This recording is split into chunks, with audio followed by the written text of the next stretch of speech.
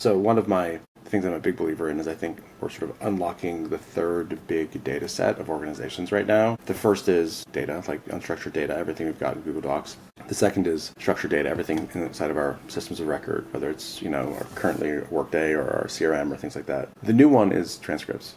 Like so much of the knowledge and value and process and everything related to a company takes place on what has traditionally been these ephemeral calls, right? And as we move to like a highly remote, partially remote, like everything's just essentially recorded, world, there's like an incredible amount of information that's valuable in so many ways for organizations. And I'm starting to tinker a lot with this stuff in our own organization. We're just a small company still.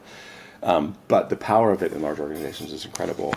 And so you mentioned something about like what are the tools that are available to help you like transform organizations. I mean, so think, for example, about the evolving ability around performance management. So in the old days, like you would implement a performance management tool, maybe you would do quarterly, biannual, annual performance reviews. They're almost more kind of like a little bit like just like to have them done, right? And maybe for like comp analysis, that kind of stuff.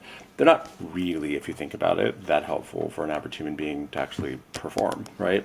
And most coaches that you work with in any industry, whether it's like sports or CEO coaches, are relatively frequently there looking at your performance, talking to you, et cetera. You now have this ability to do like basically real-time performance coaching, right? At whatever like level that you want and frequency that you want. And that is a superpower that has like come onto the field for an HR team to like have a real impact. Like a sort of